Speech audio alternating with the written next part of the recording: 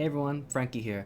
Today I'm going to be doing my second Cantonese book review, and the book I'm going to be reviewing is Complete Cantonese, A Teach Yourself Guide. This book was published in 2011. This is the newer edition, which is the better of the two editions, or I think three editions that they've had for this book. It is written by Hugh and Pui-Kei.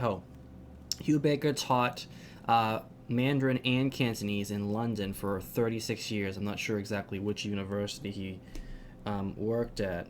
It says the School of Oriental and African Studies, University of London. And it shows because this book is really well put together. I'm assuming Pui-Kei helped him to make, proofread and make sure that the Cantonese was correct. After doing a little bit of research on the internet, I couldn't find much information on Pui-Kei. But anyway, this book is really, really great. There are so many positive things to say about this book. First of all, you can buy this book on Amazon.com for $20 without the CDs and $25 with the CDs. Unlike Basic Cantonese by Virginia Yip and Stephen Matthews, this book has CDs that accompany it. And the CDs pretty much explain, well, they have all of the vocabulary and stories and stuff in this book spoken out for you, so you can actually hear how these things really sound from a native speaker. It's also a man and a woman, so if you're a woman and you want to know how to speak things and say things properly in Cantonese, you could know. And if you're a man, it's the same thing. So it's not just two men talking or two women talking. For the most part, I would say it's a woman and a man talking, so you'll be able to hear both sides, from both sexes. This book is good because it gives you a very short introduction into the Yale system. Not as comprehensive as Basic Cantonese, but it's still pretty good. This book also has CDs that will help you along with the book, because this book is broken up in a couple different ways. It has a story that's written entirely in Cantonese characters, because this book has Cantonese characters, and then it has a list of vocabulary, and then it has some grammatical explanations and some notes. And at the end of each chapter, there's like a review page, which kind of like reviews what you've already learned. In comparison with Basic Cantonese, this book has characters. It has cultural insights, which Basic Cantonese doesn't have. And the grammatical explanations are pretty good. The cultural insights in this book are actually really, really interesting. Let me try to read one off to you. Okay. This one is talking about the word for electricity in Chinese. See if we can show you here.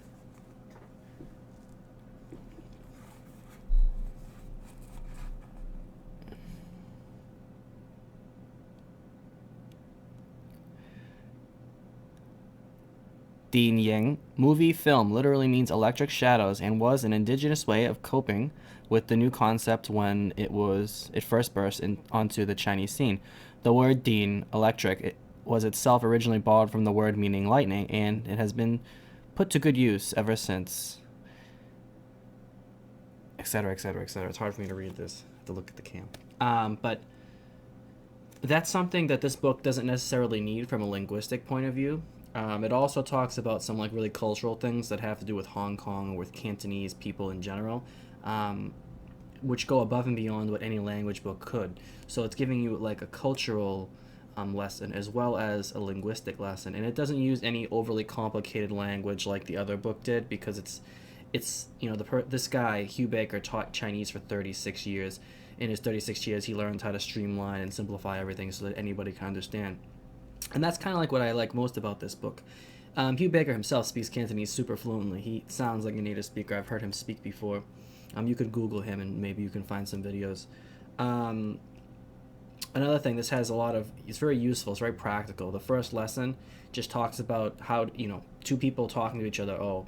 Nice to meet you. My name is, John. My name is Sally.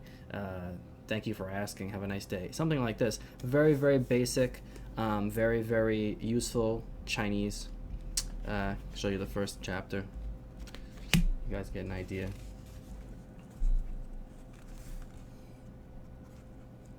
Okay. So you can see dialogue 1.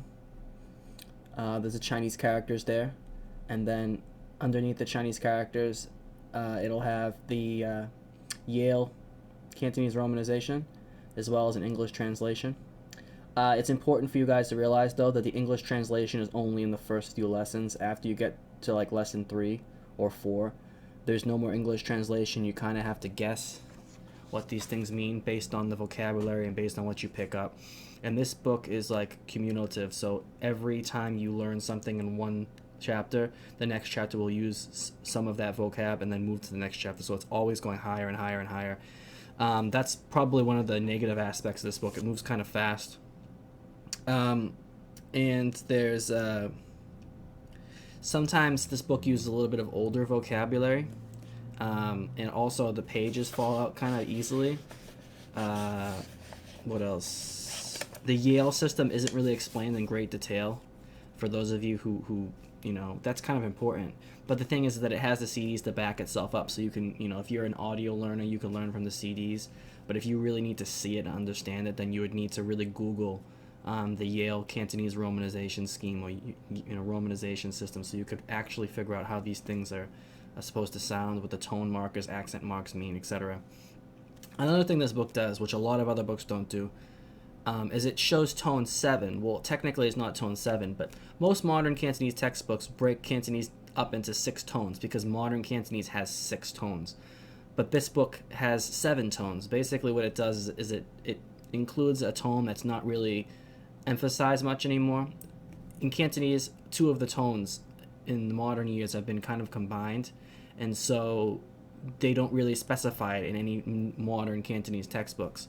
But this book does. So that's something you might be interested in, or you might not be interested in. I'm not sure, but it's good. It's good to know. If you want to, uncomplicate things, make things less complicated, you can just, mark every time you see the word with the 7th tone, that you can just mark it as tone 1, and that will be fine. I'm sure most people will be able to understand you. And that's pretty much it. I really like this book. I think it's great. When I teach Cantonese, I use this book. I think the stories are interesting. The cultural insights are terrific. Hugh Baker is a really great guy. He knows what he's talking about. He made a really good book here. But I will say one thing. Do not get any of the older editions of this book. The older editions use really outdated vocabulary. In the new edition, this is a 2011 edition, the one with the rat on it, they got rid of a lot of that vocabulary, and they kind of like straightened everything out, made sure everything was more modern. But even then, there's still some words here that younger people who are in their 20s or even 30s wouldn't use that are in here. But I will say that everything in here is useful. Not quite as useful as the basic Cantonese, because basic Cantonese uses the most useful vocabulary on the planet, because Stephen Matthews learned Cantonese himself, and then he used that vocabulary that he knew in this book. This, obviously, Hugh Baker speaks Cantonese fluently, so he might use some more technical or some more complicated words in his book. But overall, I think it's a really good book, and I highly recommend it. I'm going to put the link in the description. You can buy it on Amazon, either with or without the CDs. I would say that most public libraries will have this book. I'm not sure if there's a hardcover version. That's something that I might want to invest in myself. But, on the negative side, the introduction to the Yale system is pretty short. The pages kind of fall out. Sometimes a little bit of outdated vocabulary. And the book moves really fast. So if you're the type that gets discouraged at like a really quick pace, then I would say just read a chapter of this, suck it in, think about it, reflect on it, and then come back again after. Maybe once a week you can do 1 chapter. Then if that was the case, then you'd be able to do this for probably 25 weeks. I think there's 25 or 26 different chapters in here. And then in the back of the book there is a in the very back of the book is an answer key to all the exercises, and then there's like a little dictionary, which is either arranged by the way that the word sounds in Cantonese, based on Yale, Yale Pinyin, or by English. So I think, this is the best book overall. It's $20. If the pages fall out, so what? Just buy another one. I think we can all afford $20 if you're really interested in learning Cantonese. I highly suggest you pick up this book. It can be bought at Barnes & Noble, or even at Amazon. Amazon's more friendly, it's international. So I highly recommend this book, and that's pretty much it. So that was Complete Cantonese, a Teach Yourself Guide by Hugh Baker and Pui-Kei. And I'll see you all next time to my next review. Bye-bye.